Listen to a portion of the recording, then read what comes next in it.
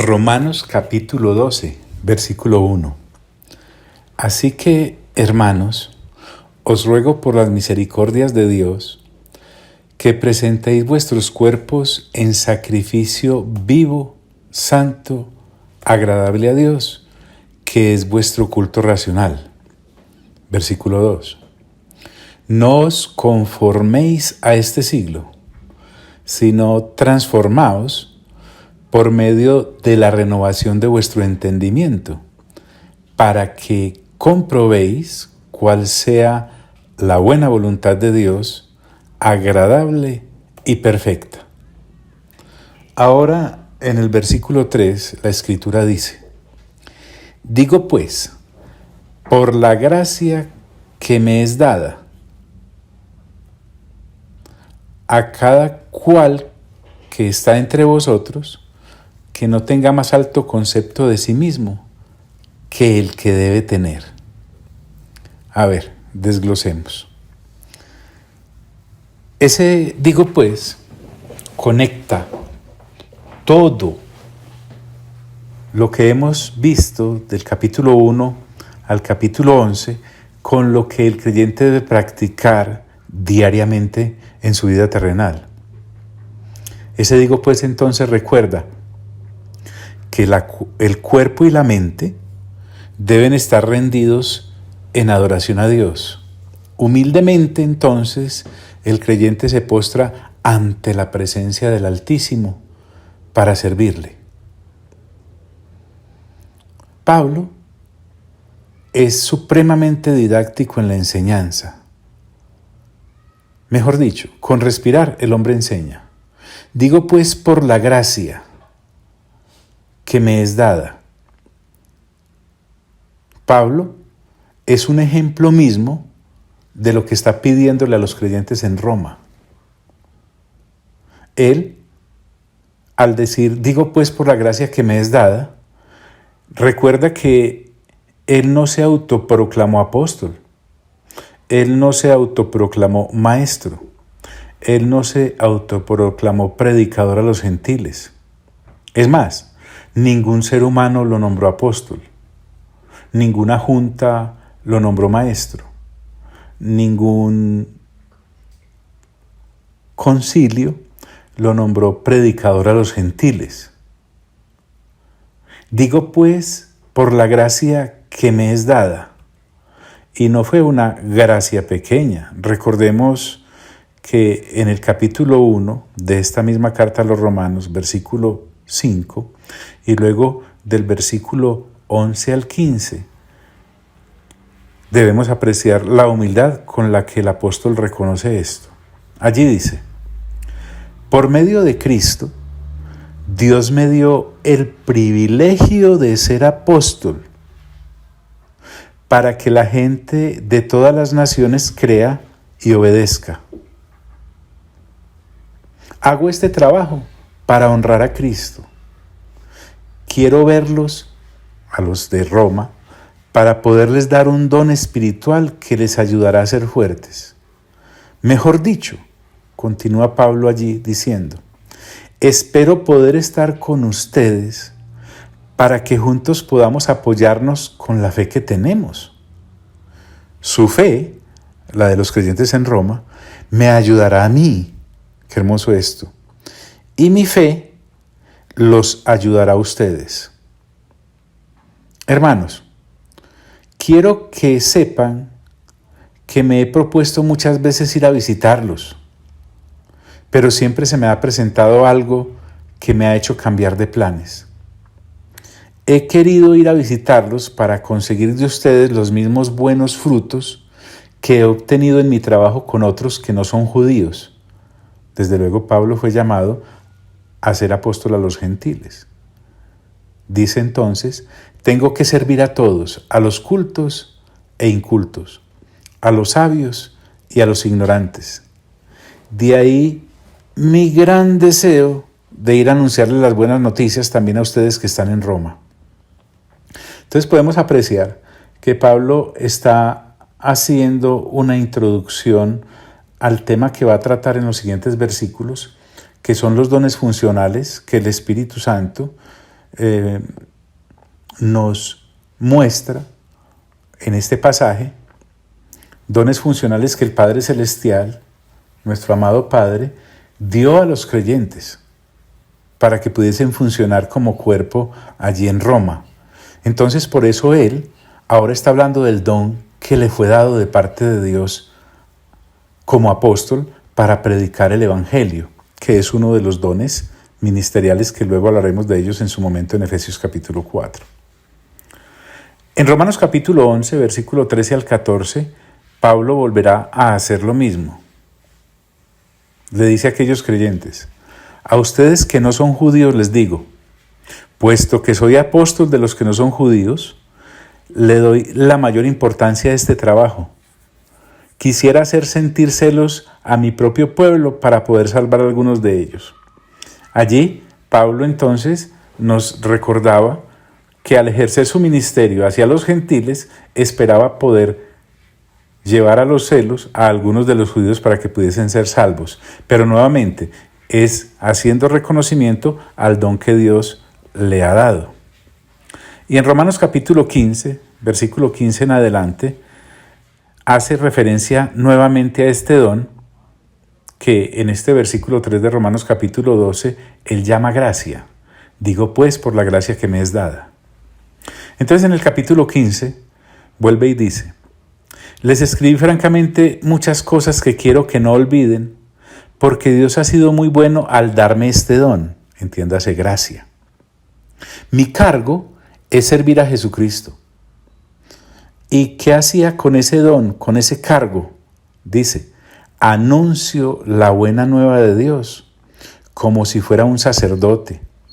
Estoy preparando a los que no son judíos como una ofrenda que Dios puede aceptar, apartada para Él por el Espíritu Santo. Por eso, como creyente en Jesucristo, me siento muy orgulloso del trabajo que hago para Dios. No voy a contarles lo que he hecho, sino lo que Cristo ha logrado conmigo para guiar a los que no son judíos hacia la obediencia a Dios. Ellos han obedecido gracias a lo que les he dicho y a lo que he hecho. Han obedecido gracias al poder de los milagros y de las maravillas que han visto, y gracias al poder del Espíritu de Dios. Así que he terminado de anunciar la buena noticia de Cristo desde Jerusalén hasta la región de Iliria. Siempre he querido anunciar la buena noticia en todos los lugares donde no se conoce a Cristo. Para eso era lo que Pablo usaba su don, pues el don que Dios le había dado. Hago esto para no construir sobre el trabajo que alguien ya ha comenzado. Mira cómo asoma el respeto que debe haber en el ejercicio de los miembros conscientes del cuerpo de Cristo para no, digámoslo así, invadir el don de otro. ¿Y cómo hace uno eso? Ejerciendo el don propio, el que Dios le ha dado. Aún en 2 de Timoteo capítulo 1, versículo 10 en adelante, dice Pablo haciendo referencia a lo mismo. Pero que ahora ha sido manifestada por la aparición de nuestro Salvador Jesucristo, el cual quitó la muerte y sacó a luz la vida y la inmortalidad por el Evangelio. Y aquí viene: del cual yo fui constituido predicador, apóstol y maestro de los gentiles. ¿Y quién le constituyó? Pues Dios. Entonces, recordemos lo que este versículo 3 dice. Digo pues, por la gracia que me es dada, a cada cual que está entre vosotros. En ninguno de los pasajes de las Sagradas Escrituras se puede correr. ¿Cuál es el afán? Pablo dice a cada cual. Podría haber dicho a cada uno. El apóstol tiene la capacidad de que la carta, una persona la sienta personal, aunque a la vez sabe que están siendo incluidos todos los otros. Personas como estas, destinatarias de la carta allí en Roma, a su vez también tienen dones de parte de Dios, así como lo tiene el apóstol de parte de Dios. Él lo que está enseñando, y haría muy bien que algunos famosos hoy en día también entendieran, es que los dones no son un monopolio apostólico. Los dones son regalos que Dios le da a su cuerpo. Por eso Él dice, a cada cual que está entre vosotros. Se está dirigiendo a aquellos que son un cuerpo local, pero obviamente formado por miembros o individuos. Entonces, qué interesante. Digo pues por la gracia que me es dada, a cada cual que está entre vosotros, miren el consejo que les da, más bien es una orden, diría yo, que no tenga más alto concepto de sí que el que debe tener. Ese que no tenga es una invitación a conocerse a sí mismo como creyente, el miembro del cuerpo de Cristo. Pero ese conocerse tiene un marco. Es que debe conocerse en Cristo Jesús. Partiendo de lo que el Padre Celestial en Cristo Jesús nos ha dado a través de los dones para edificar el cuerpo de Dios, que es el cuerpo de Cristo, pensemos entonces que es la iglesia del Señor. A esos miembros del cuerpo local allí en Roma, Pablo les dice que no tuviesen más alto concepto de sí. Ese más alto no está diciendo que no tengan concepto. Sería una falsa humildad. A la humildad que hace referencia aquí el apóstol es que el concepto que debe tener un creyente de sí mismo es en la justa medida.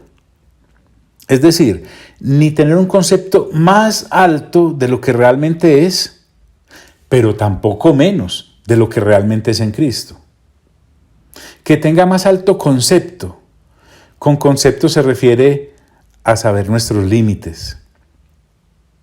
Un creyente maduro debe saber cuáles son los límites de sus funciones y de sus dones. Y a eso, entonces, es que se refiere la humildad con la que el apóstol afronta la carta para edificar a aquellos creyentes en Roma y hoy a nosotros. Es saber nuestros límites en humildad y sabiduría. Ahora, ese concepto de quién se debe ser, mire qué importante esto. No es el creyente opinando de los demás, es el creyente sabiendo quién es él en sí mismo. Es que todo creyente, al ejercer sus dones, está limitado por la esfera de la función que tiene. En el cuerpo, y luego Pablo lo va a asomar más a fondo en otras cartas, pensemos, los ojos ven, esa es su función, ese es su límite y ese es el beneficio para el cuerpo. El oído oye, esa es su función y ese es su límite, pero a la vez es el beneficio para el cuerpo, de manera que el ojo deja que el oído sea oído y el oído deja que el ojo sea ojo. Así es. A cada cual que está entre vosotros, que no tenga más alto concepto de sí que el que debe tener. Es que hay un concepto, eso está claro. Y ese concepto hay que tenerlo aún más claro. La humildad, como te decía, no está en negar las capacidades que como creyente tengo, sino en reconocer que es que nos han sido dadas por parte del Dios del cielo. Y para eso es necesario saber cuál es el marco de acción desde el punto de vista de Dios, no desde mi punto de vista insignificante como humano o de un grupo, no, es del de Dios. Miremos cuál es ese marco en el que debemos movernos para poder tener un concepto correcto de nosotros mismos, de acuerdo con la función que dentro del cuerpo nos haya sido asignada por Dios. Entonces él dice, que no tenga más alto concepto de sí que el que debe tener, sino que piense de sí con cordura. Hay un pensamiento que debe inundarnos y es el de Dios. Y según Dios es entonces que nos debemos valorar. Según Dios es que debemos de nosotros mismos pensar. Y según Dios es que nosotros mismos debemos evaluarnos. Parte todo de Él. Sino que piense de sí con cordura. Ese de sí, nuevamente insisto, es saber quién soy en Cristo y qué hago para Cristo en su cuerpo, que es la iglesia. Sino que piense de sí con cordura. Cordura se refiere a sobriedad. Cordura se refiere a madurez. Cordura se refiere a hacerlo concienzudamente. Cordura nos recuerda que debe haber un equilibrio.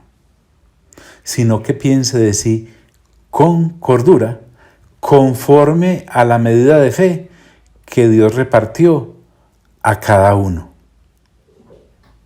Por eso te digo que no podemos ir de afán. Es conforme a la medida de fe.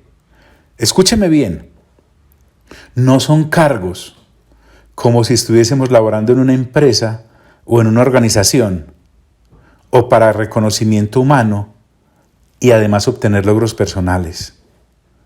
Entonces, si no es así como es John, si no son cargos, ¿qué son? Son funciones, como las que se tiene en un organismo, en un cuerpo vivo. Y al mencionar Pablo acá conforme a la medida de fe, nos está llevando entonces a reconocer que todo esto está dentro del ámbito espiritual. Es más, el mundo, el sistema del mundo y la gente que aún está caída en el mundo no puede valorar esto. De ellos no puede venir nuestro reconocimiento ni la cordura con la que debemos pensar de nosotros mismos. Es decir, son cosas del reino, para gente nacida de nuevo con mente renovada, que trabajan para el Padre Celestial, para el Señor Jesucristo y para el Espíritu Santo y para el beneficio de los creyentes en su respectiva época y localidad. Sino que piense de sí con cordura, conforme a la medida de fe que Dios repartió a cada uno. Nuevamente, en este versículo 3, Pablo nos está recordando que el origen es Dios, que el Padre Celestial es el emisor de estos dones, que nuestro Padre Celestial, o sea Dios mismo, es el que los otorga. Por eso dice que Dios repartió. John, ¿y qué fue lo que repartió? Dones, carismas, funciones. ¿Y a quién se lo repartió John? A cada uno. ¿Ves? La pluralidad y la individualidad al mismo tiempo allí mostradas. Esa relación del Padre que como Padre tiene directamente con sus hijos, pero a la vez con la familia. Que como Dios, esa relación que tiene con los miembros, pero a la vez con el cuerpo. ¿Cómo podríamos darle más forma a esto? Miremoslo con un ejemplo de las mismas Sagradas Escrituras. Sí, vayamos por ejemplo a Hechos capítulo 13, versículo 1. Dice: había entonces en la iglesia que estaba en Antioquía profetas y maestros: Bernabé, Simón el que se llamaba Níger, Lucio de Cirene, Manaén el que se había criado junto con Herodes el tetrarca, y Saulo. Miren todo el contenido que hay en este versículo, para que lo apliquemos a lo que nos está introduciendo Pablo en el capítulo 12, versículo 3 de Romanos. En primer lugar, se habla de que había entonces en la iglesia que estaba en Antioquía. Cuando se refiere a la iglesia, es a la iglesia de Dios que estaba en Antioquía, no que era de Antioquía, porque no tiene origen humano la iglesia, sino que viene directamente de Dios. La iglesia de Dios entonces estaba representada por un cuerpo local allí en Antioquía. Pero además nos dice que formaban parte de ese cuerpo local unos miembros a los cuales Lucas llama profetas y maestros. Me estoy adelantando un poco, pero no importa. Vamos a ver en los dones enumerados en Romanos capítulo 12, estos dos ministerios también, o estas dos funciones. Lo que quiero decirte es que cada persona que está en un cuerpo local, como esta iglesia del Señor que estaba en Antioquía, lo conforman una serie de personas que saben qué don es el que tienen y que ese don ha sido dado por Dios y que ese don ha sido entregado por Dios para que esa congregación local funcione. Es decir, en las iglesias locales no hay miembros de los cuales no se sepa cuál es su función ni para qué sirven. La gran mayoría sabemos que todo ser humano tiene apéndice. Según algunos entendidos, muy pocos saben exactamente cómo para qué sirve. Eso sí, cuando duele, duele, se enferma y dobla el cuerpo. Resulta que en el cuerpo local, llamado iglesia, no hay apéndices. Hay miembros que realmente saben cuál es su función. Y si hay un apéndice, sabe cuál es su función. En este caso, los llama profetas y maestros. Desde luego había otros muchos. Pero allí en Antioquía, la gente sabía cuál era su don y que ese don era para ministrar en esa congregación local y que a esa congregación local le pertenecían. Y tienen razón de ser en la medida que reconocen que solo tienen identidad para Dios cuando están ministrando dentro de un cuerpo local. No hay lugar a los llaneros solitarios dentro del cuerpo de Cristo. Entonces, cuando se necesitaba de la función de un profeta o de la función de un maestro en Antioquía, los líderes o el líder allí en esa congregación podía llamar a Bernabé, a Simón, a Níger, a Lucio, a Manaén o a Saulo y decirle: me haces el favor y atiendes esta enseñanza o esta predicación, que es a lo que se refiere, como vamos a ver más adelante, cuando con ejemplos hablemos acerca de cada uno de estos dones, desde luego en las Sagradas Escrituras. Allí en Antioquía no existe el hermano despistado que dice: ay no, John, yo no sé qué don tengo. Yo aquí estoy en esta congregación local, pues Dios me lleve, Dios me traiga. Yo soy una persona penosa, soy una persona que no me gusta hablar en público, soy una persona que siempre he sido así, porque fíjese, John, que mi bisabuelo era así, bien callado. Mi abuelo era más callado todavía. Mi papá escasamente hablaba y yo por eso soy casi mudo. Entonces, por favor, a mí no me vaya a poner a hacer nada, que es que yo soy así. John, usted se está burlando de nosotros. Nunca, jamás, ¿cómo se les ocurre?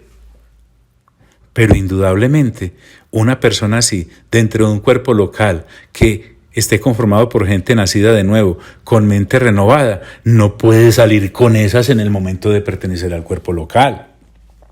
Por ejemplo, mire usted quiénes fungían allí como profetas y maestros. Se nos habla de Bernabé.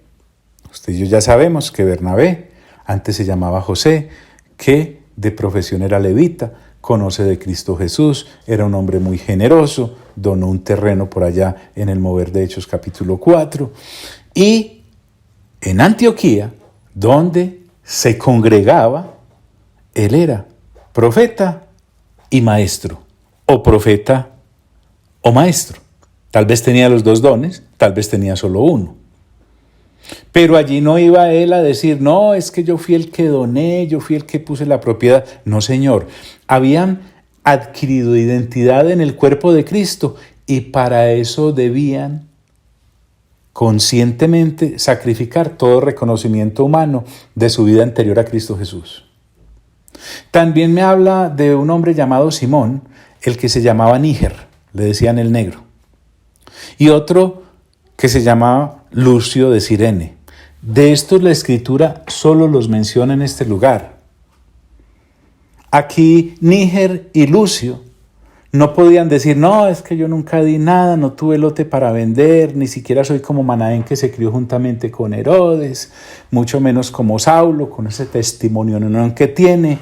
No, yo no sé, que ellos sean los que profeticen, ellos sean los que enseñen. No, discúlpeme, ellos indudablemente habían adquirido en Cristo Jesús identidad y en ese cuerpo local estaban al mismo nivel como maestros o como profetas que Bernabé, que como Manaén o como Saulo. Usted ya debe estar sospechando para dónde voy. Aquí no estamos frente a una congregación local llena de personas melindrosas, cismáticas, intocables, pagadas de sí mismas, llenas de limitaciones y de yo no soy capaz o de yo sí puedo. No, estamos hablando de gente que realmente nació de nuevo y para nacer de nuevo hay que morir a lo otro. Y renovaron entendimiento de manera que ya no seguían pensando, es que yo soy así como yo vengo desde mi familia en lo natural. No, ellos son ahora en Cristo Jesús lo que son, pero para eso hay que renovar entendimiento. Y por eso Lucio y Níger pueden estar sin ningún complejo entre Bernabé y, por ejemplo, Manaén, que dice la Escritura que se había criado juntamente con Herodes el tetrarca. Usted se imagina el superestrato del que venía Manaén. Herodes el tetrarca, criado a ese nivel, casi que fueron levantados para ser gobernantes, pero Dios tuvo misericordia de este. Conoce de Cristo Jesús, el Espíritu Santo lo involucra en el mover local de Antioquía y allí Manaén no se mantenía hablando de todo lo que podía hacer desde su estrato. No, ahora él es un profeta o es un maestro, ha adquirido identidad en Cristo Jesús, ha asimilado cuál es su don, ha educado ese don y lo tiene al servicio de la congregación local. Y pues de Saulo ni hablar. A eso es a lo que se refiere este hermoso y bello pasaje. Por eso Pablo, cuando dice en el versículo 3 de Romanos capítulo 12, está haciendo la introducción para poderles hablar a los de Roma los dones funcionales que Dios les había entregado. Y para eso, él se pone primeramente como ejemplo. Digo pues, por la gracia que me es dada, a cada cual que está entre vosotros, que no tenga más alto concepto que el que debe tener, sino que piense de sí con cordura, conforme a la medida de fe que Dios repartió a cada uno.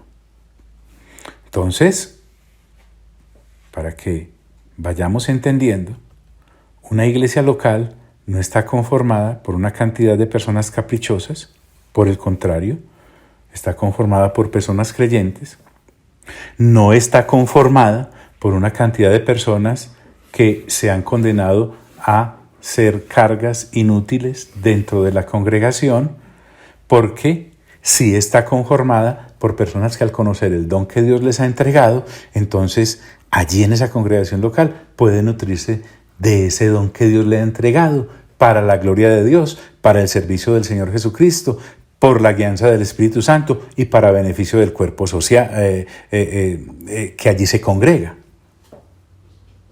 Entonces necesitamos entender que no somos un club, que somos una congregación local, alimentada de la misma mano de Dios, que ha entregado dones para que como cuerpo local funcionen, para levantar el nombre de Jesucristo en alto, en la unción del Espíritu Santo. Dejemos ahí por hoy. ¿Cuál es el afán? Creo que hay mucho para meditar. Amado Padre Celestial, a ti sea toda la gloria. Amado Señor Jesús, a ti sea toda la honra. Y amado Espíritu Santo, a ti sea todo el honor. Y a los tres, por los siglos de los siglos de los siglos. Amén.